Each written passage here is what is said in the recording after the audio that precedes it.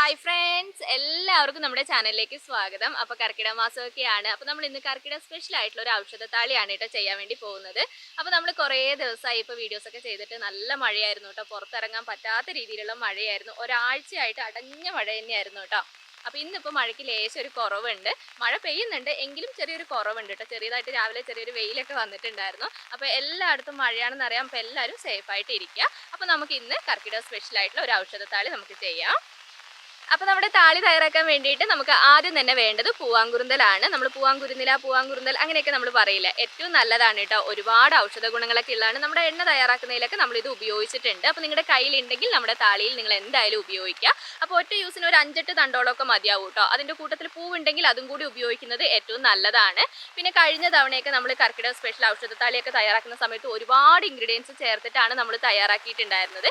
ഇപ്രാവശ്യം ഞാൻ ഒരുപാട് ഇൻഗ്രീഡിയൻസ് ഒന്നും ചേർക്കുന്നില്ല കേട്ടോ. കാരണം എന്താണെന്ന് വെച്ചാൽ നമുക്ക് പറമ്പിൽ ഇറങ്ങി പറിക്കാനൊക്കെ ബുദ്ധിമുട്ടാണ്, മഴയും കാരണമൊക്കെ ആയതുകൊണ്ട്. പിന്നെ നിങ്ങൾക്കും അതുപോലെ തന്നെ ആയിരിക്കും. അപ്പോൾ നിങ്ങൾ ശ്രദ്ധിക്കേണ്ട ഒരു കാര്യം, ഞാൻ ഈ കാണിക്കുന്ന എല്ലാ ഇൻഗ്രീഡിയൻസും നിങ്ങളുടെ കയ്യിൽ ഇല്ലെങ്കിൽ ഉള്ളത് വെച്ചിട്ട് നിങ്ങളുടെ പറമ്പിലും മുറ്റത്തൊക്കെ കിട്ടുന്ന സാധനങ്ങൾ വെച്ചിട്ട് നിങ്ങൾ തയ്യാറാക്കിയാൽ മതി. ഇതിനി പിന്നെ ഈ സാധനങ്ങളൊക്കെ കിട്ടാൻ വേണ്ടിയിട്ട് പറിക്കാൻ പോവുക അങ്ങനെ ഒന്നും ചെയ്യരുത്. മഴയായതുകൊണ്ടാണ് ഞാൻ എടുത്തു പറയുന്നത്. നിങ്ങളുടെ കയ്യിൽ കിട്ടുന്നതിനനുസരിച്ച് നിങ്ങൾ ചെയ്താൽ മതി.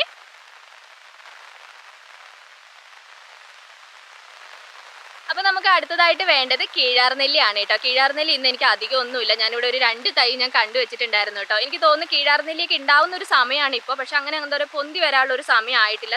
കുഞ്ഞു കുഞ്ഞു തൈകളാണ് കേട്ടോ ഉള്ളത്. ഞാൻ ഒരു വലിയ തൈ ഞാനിവിടെ കണ്ടുവച്ചിട്ട് പോയതാണ്. അപ്പോൾ കീഴാർനെല്ലി ഒരു 3-4 എണ്ണമൊക്കെ കിട്ടുവാണെങ്കിൽ ഏറ്റവും നല്ലതാണ്. എനിക്കിപ്പോൾ 2 എണ്ണേ ഞാനിവിടെ കണ്ടുവച്ചിട്ടുള്ളൂ കേട്ടോ. പിന്നെ കീഴാർനെല്ലി ഞാൻ 2 തരത്തിൽ കണ്ടിട്ടുണ്ട്. ചുമന്ന തണ്ടുള്ളതും കണ്ടിട്ടുണ്ട്, വെള്ള തണ്ടുള്ളതും കണ്ടിട്ടുണ്ട്. അപ്പോൾ അതിനകത്ത് ഏത് ഉപയോഗിക്കുന്നതുകൊണ്ട് കുഴപ്പമൊന്നുമില്ല. അപ്പോൾ കീഴാർനെല്ലി കാണാത്തവർക്ക് വേണ്ടിയിട്ടാണ് ഞാൻ ഇത്ര ഡീറ്റെയിൽ ആയിട്ട് കാണിക്കുന്നത്. നമ്മുടെ ഇലയുടെ താഴെ ഇങ്ങനെ കുഞ്ഞു കുഞ്ഞു നെല്ലിക്ക പോലെ കായ്കളൊക്കെ ഉണ്ടാവും കേട്ടോ. അപ്പോൾ ഞാൻ പറഞ്ഞ പോലെ പച്ചയല്ല വെള്ളയാണെങ്കിലും ചുവപ്പാണെങ്കിലും നിങ്ങളുടെ കയ്യിൽ ഏതാണോ ഉള്ളത് അതിനനുസരിച്ച് എടുക്കുന്നതുകൊണ്ട് കുഴപ്പമില്ല. ഒരു 3-4 തണ്ട് കീഴാർനെല്ലി ഉപയോഗിക്കുകയാണെങ്കിൽ ഏറ്റവും നല്ലതാണ്. പിന്നെ ഞാൻ നേരത്തെ പറഞ്ഞ പോലെ തന്നെ പൂവാങ്കുറുന്നൽ പോലെ തന്നെ ഒരുപാട് ഔഷധ ഗുണങ്ങൾ ഉള്ളതാണ് കീഴാർനെല്ലി. ഈ ഒരു സമയത്ത് ഉപയോഗിക്കുകയാണെങ്കിൽ ഏറ്റവും നല്ലതാണ്.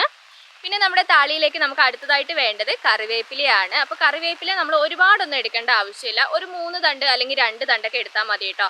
ഇളം എന്താ പറയുക, തളിരിലയിൽ അത് കിട്ടുമെങ്കിൽ ഏറ്റവും നല്ലതാണ്. അല്ലെങ്കിൽ മൂത്ത ഇലയാണെങ്കിലും കുഴപ്പമില്ല. എനിക്കിന്ന് അത്യാവശ്യം നല്ല മൂത്ത ഇലയാണ് ഇവിടെ ഉള്ളത്.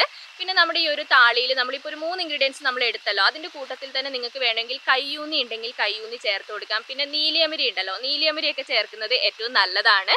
അപ്പോൾ എനിക്കിവിടെ കയ്യൂന്നി ഉണ്ട്, പക്ഷേ പറമ്പിലേക്ക് പോയാൽ മാത്രമേ എനിക്ക് കിട്ടുള്ളൂ കേട്ടോ. അപ്പോൾ പറമ്പിലേക്ക് ഇറങ്ങാൻ ബുദ്ധിമുട്ടും മഴയായതുകൊണ്ടാണ് ഞാനിന്ന് അതിനൊന്നും മെനക്കെടാത്തത്. അപ്പോൾ അതുകൊണ്ടാണ് ഞാൻ നിങ്ങളോടും പറഞ്ഞത്, നിങ്ങളിങ്ങനെ എന്താ പറയുക, വയലിലോ അങ്ങനെയൊക്കെ പോയി പറിക്കാനൊക്കെ ഉണ്ടെങ്കിൽ അങ്ങനെയൊന്നും പോവാതിരിക്കുക കേട്ടോ. നിങ്ങളുടെ വീട്ടുമുറ്റത്തും പറമ്പിലും ഉള്ളത് മാത്രം നിങ്ങൾ എടുത്താൽ മതി.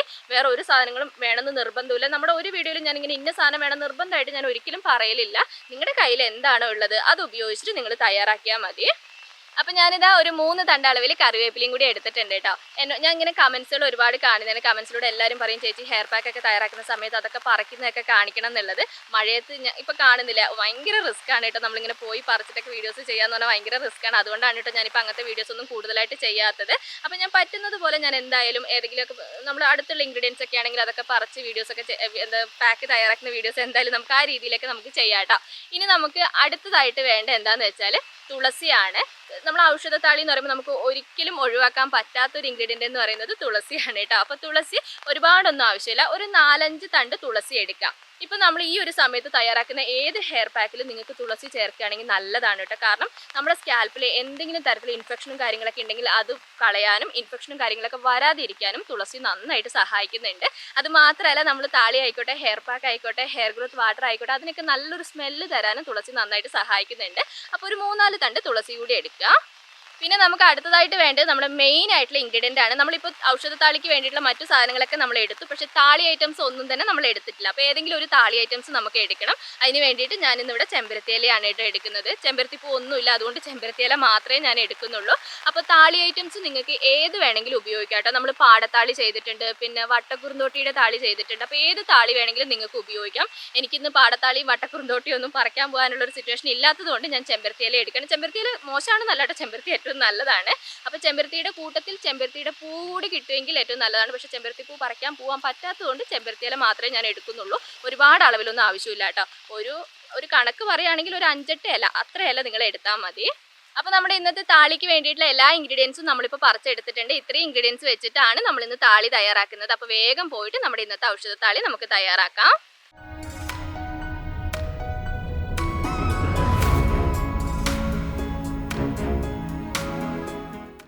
അപ്പോൾ നമ്മളിപ്പോൾ പറിച്ചുകൊണ്ട് വന്നിട്ടുള്ള ഇൻഗ്രീഡിയൻസ് എല്ലാം തന്നെ നമുക്ക് മിക്സിയുടെ ജാറിലേക്ക് ഇട്ട് കൊടുക്കാം കേട്ടോ. ആദ്യം തന്നെ ഇതാ ചെമ്പരത്തിയില എടുത്തിട്ടുണ്ട്. അപ്പോൾ നമുക്ക് ഞാൻ പറഞ്ഞല്ലോ താളിയുടെ ഐറ്റംസ് നിങ്ങൾക്ക് ഏത് വേണമെങ്കിലും എടുക്കാം കേട്ടോ. അപ്പോൾ ചെമ്പരത്തിയില ഞാനിതാ ഒന്ന് പിച്ചി ഇട്ട് കൊടുക്കുന്നുണ്ട്. അടുത്തത് പൂവാങ്കുറുന്നലാണ്. അപ്പോൾ ഇത് നിങ്ങൾക്ക് വേണമെങ്കിൽ നിങ്ങളിപ്പോൾ കല്ലിലൊക്കെയാണ് അരച്ചെടുക്കുന്നതെങ്കിൽ ഈ തണ്ടടക്കം അരച്ചെടുക്കുന്നതുകൊണ്ട് കുഴപ്പമില്ല കേട്ടോ. മിക്സിയിലായതുകൊണ്ട് കുറച്ച് ബുദ്ധിമുട്ടായതുകൊണ്ട് ഞാൻ വലിയ തണ്ട് ഒഴിവാക്കിയിട്ട് അതിൻ്റെ ചെറിയ തണ്ടടക്കം ഞാൻ ഇട്ട് കൊടുക്കുന്നുണ്ട്. അതിൻ്റെ പൂവൊക്കെ നമുക്ക് ഉപയോഗിക്കാം കേട്ടോ. പൂവൊക്കെ ഏറ്റവും നല്ലതാണ്. അപ്പോൾ പൂവ് കളയേണ്ട ആവശ്യമൊന്നുമില്ല. പൂവും അതിൻ്റെ ഇലയും ചെറിയ തണ്ടൊക്കെ നമുക്ക് ഇതിനകത്തേക്ക് പിച്ചി ഇട്ട് കൊടുക്കാം. അപ്പം ഞാനിതാ ഏകദേശം എല്ലാം തന്നെ പിച്ചി ഇട്ട് കൊടുത്തിട്ടുണ്ട്. അപ്പോൾ ഞാൻ ഇന്നത്തെ താളിയിൽ നിങ്ങൾക്ക് ഈ പൂവാങ്കുറുന്നൽ കിട്ടുകയാണെങ്കിൽ എന്തായാലും ഒന്ന് ട്രൈ ചെയ്ത് നോക്കണം കേട്ടോ. ഇതുവരെ ഉപയോഗിക്കാത്തവരാണെങ്കിലും എന്തായാലും നിങ്ങളൊന്ന് ട്രൈ ചെയ്ത് നോക്കണം. നമുക്ക് ഈ ഒരു സമയത്ത് ഉപയോഗിക്കാൻ പറ്റിയ ഏറ്റവും ബെസ്റ്റ് ആയിട്ടുള്ള ഒരു ഇൻഗ്രീഡിയൻ്റ് ആണ്. അതുകൊണ്ടാണ് കേട്ടോ എടുത്തെടുത്ത് പറയുന്നത്. പിന്നെ അടുത്തത് നമ്മുടെ കീഴാർനെല്ലിയാണ്. അപ്പോൾ കീഴാർനെല്ലി എനിക്കിന്ന് കുറഞ്ഞ അളവിൽ മാത്രമേ കിട്ടിയിട്ടുള്ളൂ. അപ്പോൾ നിങ്ങൾക്ക് കൂടുതലായിട്ട് കിട്ടുമെങ്കിൽ അതിനനുസരിച്ച് നിങ്ങൾ കൂടുതലായിട്ട് ഉപയോഗിക്കുകയാണെങ്കിൽ നല്ലതാണ് കേട്ടോ. എനിക്കിതാ ഒരു തണ്ടും പിന്നെ അതിൻ്റെ കൂട്ടത്തിൽ ഒരു കുഞ്ഞു തണ്ടുമാണ് കേട്ടോ എനിക്ക് കിട്ടിയിട്ടില്ല. ഇത്രയാണെങ്കിലും കുഴപ്പമൊന്നുമില്ല. ഇതിൻ്റെ കൂട്ടത്തിൽ ഇതുപോലെ ഒരു വലിയ തണ്ടും കൂടി ഉണ്ടെങ്കിൽ ഏറ്റവും നല്ലതാണ് കേട്ടോ. പിന്നെ ഞാൻ പറഞ്ഞല്ലോ നമുക്ക് കീഴാർനെല്ലി 2 തരം ഉണ്ടെന്ന് പറഞ്ഞിട്ടുണ്ടായിരുന്നല്ലോ. അപ്പോൾ നിങ്ങൾക്ക് ഏതാണോ കിട്ടുന്നത് അത് നിങ്ങൾക്ക് ഉപയോഗിക്കുന്നതുകൊണ്ട് കുഴപ്പമില്ല. അപ്പോൾ കീഴാർനെല്ലി ഞാനിതാ മൊത്തമായിട്ട് ഇട്ട് കൊടുക്കുന്നുണ്ട്.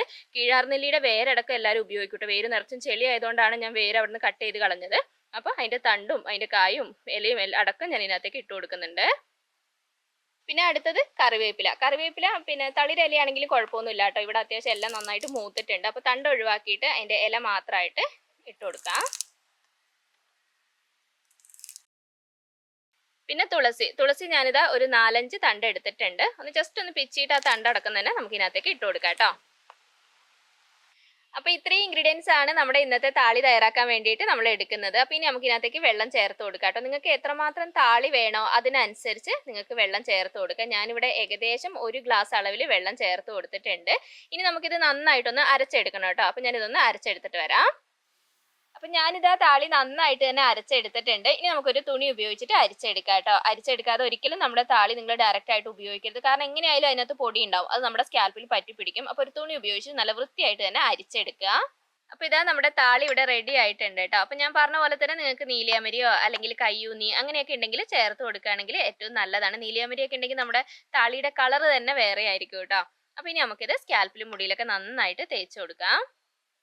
അപ്പോൾ നമ്മുടെ താളി മുടിയിലേക്ക് തേക്കുന്നതിന് മുമ്പായിട്ട് നമുക്ക് മുടിയിൽ കുറച്ച് ഓയിൽ തേച്ച് കൊടുക്കണം കേട്ടോ. മുടി ഓയിലി ആയിട്ട് ഇരിക്കുകയാണെങ്കിൽ ഓയിൽ തേക്കേണ്ട ആവശ്യമില്ല. കുറച്ച് ഡ്രൈ ആയിട്ട് ഇരിക്കുകയാണെങ്കിൽ കുറഞ്ഞ അളവിൽ, ഒരുപാട് കൂടിയ അളവിൽ ഓയിൽ തേക്കരുത്. കുറഞ്ഞ അളവിൽ ഓയിൽ എടുക്കുക. നമ്മുടെ മുടിയിലും സ്കാൽപ്പിലും ജസ്റ്റ് ഒന്ന് തേച്ച് കൊടുക്കുക കേട്ടോ. കൂടിയ അളവിൽ ഓയിൽ ആയി കഴിഞ്ഞാൽ താളി ഉപയോഗിച്ചിട്ട് ഒരിക്കലും നമുക്കത് റിമൂവ് ചെയ്യാൻ വേണ്ടി പറ്റില്ല.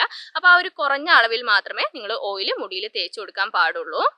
അപ്പോൾ ഇനി നമുക്ക് താളി നമ്മുടെ സ്കാൽപ്പിലും മുടിയിലൊക്കെ തേച്ച് കൊടുക്കാം. നിങ്ങളുടെ മുടിയിൽ കറക്റ്റായിട്ട് താളി തേച്ചില്ലേലും കുഴപ്പമില്ല. സ്കാൽപ്പിൽ എല്ലായിടത്തും ആവുന്ന രീതിയിൽ തന്നെ നിങ്ങൾ താളി തേച്ച് കൊടുക്കുക കേട്ടോ.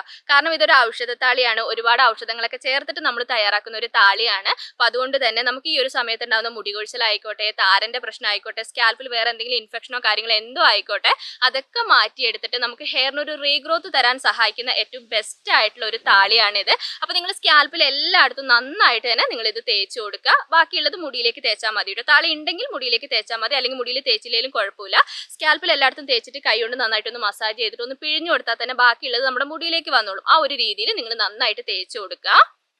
അപ്പോൾ നമ്മുടെ താളി തേച്ച് കഴിഞ്ഞിട്ട് നിങ്ങൾക്ക് ഒരു 10 മിനിറ്റോ 15 മിനിറ്റോ അത് അങ്ങനെ തന്നെ സ്കാൽപ്പിൽ വെക്കണം എന്നുണ്ടെങ്കിൽ അതുപോലെ തന്നെ വെക്കാം. ഇനി ഒട്ടും തണുപ്പ് പറ്റാത്തവരാണെങ്കിൽ നിങ്ങൾക്ക് അപ്പോൾ തന്നെ കഴുകുന്നതുകൊണ്ട് കുഴപ്പമൊന്നുമില്ല കേട്ടോ. അപ്പോൾ ഞാനൊരു കുറഞ്ഞ സമയം വെച്ചിട്ടുണ്ട്. ഞാനൊരു 5 മിനിറ്റ് സമയമായിരുന്നു കേട്ടോ ഞാൻ വെച്ചിട്ടുണ്ടായിരുന്നത്. ഇനി നമുക്ക് കഴുകാം. കഴുകുന്ന സമയത്ത് വേറെ ഷാമ്പുവോ താളിയോ ഒന്നും ഉപയോഗിക്കേണ്ട ആവശ്യമില്ല. ഇത് തന്നെ നമ്മുടെ മുടിയും സ്കാൽപ്പൊക്കെ നന്നായിട്ട് ക്ലീൻ ചെയ്യാൻ സഹായിക്കുന്നതാണ്. അപ്പോൾ കൂടുതലായിട്ട് വെള്ളം ഉപയോഗിച്ചിട്ട് നല്ല വൃത്തിയായിട്ട് തന്നെ നമ്മൾ താളി കഴുകി കളയുക. പിന്നെ ഞാൻ പറഞ്ഞല്ലോ താളി തേച്ചിട്ട് അപ്പോൾ തന്നെ കഴുകാന്ന് പറഞ്ഞല്ലോ. മഴ ആയതുകൊണ്ടാണ് പറഞ്ഞ നീരിറക്കത്തിന്റെ പ്രശ്നമൊക്കെ ഉള്ളവരൊക്കെ ആണെങ്കിൽ അപ്പൊ തന്നെ കഴുകുന്നതുകൊണ്ട് കുഴപ്പമൊന്നുമില്ല.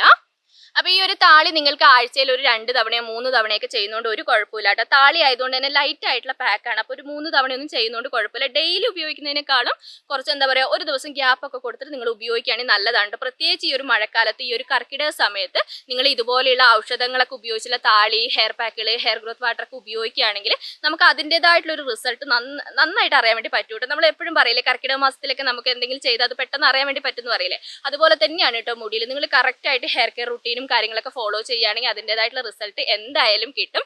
അപ്പോൾ പറ്റുന്നവർ എന്തായാലും നമ്മുടെ ഈ ഒരു ഔഷധത്താളി ട്രൈ ചെയ്ത് നോക്കണം. എന്നിട്ട് നിങ്ങൾക്ക് എന്താണോ നിങ്ങളുടെ റിസൾട്ട് അത് നിങ്ങൾ എന്തായാലും കമന്റിലൂടെ പറയണം കേട്ടോ.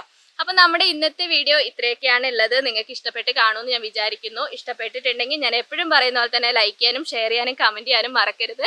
അടുത്ത വീഡിയോ ആയിട്ട് നമുക്കിനി അടുത്ത ദിവസം കാണാം.